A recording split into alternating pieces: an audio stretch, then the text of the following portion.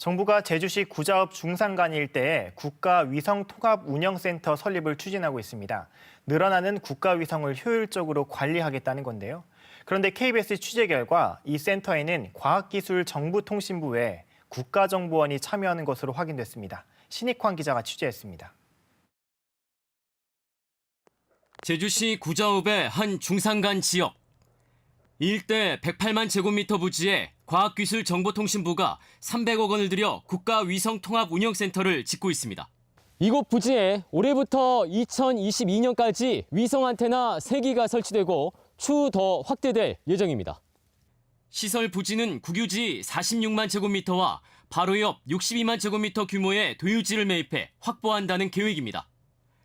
제주도가 센터 설립에 필요한 도유지를 정부에 매각하기 위해 도의회에 제출한 자료를 살펴봤습니다. 센터 설립 결정은 2018년 4월로 국가위성과 해외위성에 대한 통합 촬영 계획 수립, 국가위성 영상 수신 등이 주요 업무입니다.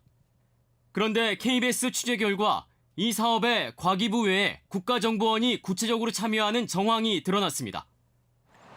2018년 당시 과기부는 위성정보활용촉진위원회에 센터 구축안을 보고하면서 국정원과 역할을 분담해 추진하겠다는 계획을 밝혔습니다. 국정원은 제주도 국유지를 과기부에 무상 임차하고 과기부는 2022년까지 300억 원을 투자해 장비, 시설 등을 구축하기로 한 겁니다. 센터 운영은 한국항공우주연구원이 맡는데 앞으로 군사용 정찰 위성을 개발하면 이 위성도 운영할 것으로 알려졌습니다. 또 제주 부지 선정도 시설 설립이 결정된 2018년보다 앞선 2016년에 이뤄진 것으로 확인됐습니다. 당시 부지 선정 연구를 한 과학기술정책연구원은 장비, 시설 설치 확장성과 전파 환경 등을 고려했을 때 서울과 대전보다는 제주가 더 적합하다고 판단했습니다. 서울과 대전은 안테나를 추가로 설치할 공간이 부족하고 도심지 확장으로 전파 환경이 나쁘고 250km 정도인 북한 장사정포의 사정거리 내라고 평가했습니다. 오래 전부터 계획이 수립됐지만 지난해 12월에서야 관련 계획이 알려진 점과 국정원이 관여하고 있는 점, 북한의 포격까지 고려했다는 점에서 이 사업에 대한 의문이 제기되고 있습니다.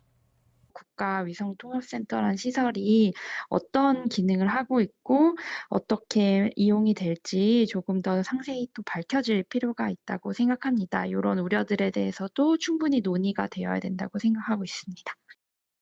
취재진은 국정원의 위성센터 설립 참여와 활용 목적 등을 물었지만 국가 기밀이란 이유로 구체적인 답변을 들을 수는 없었습니다. KBS 뉴스 신익환입니다.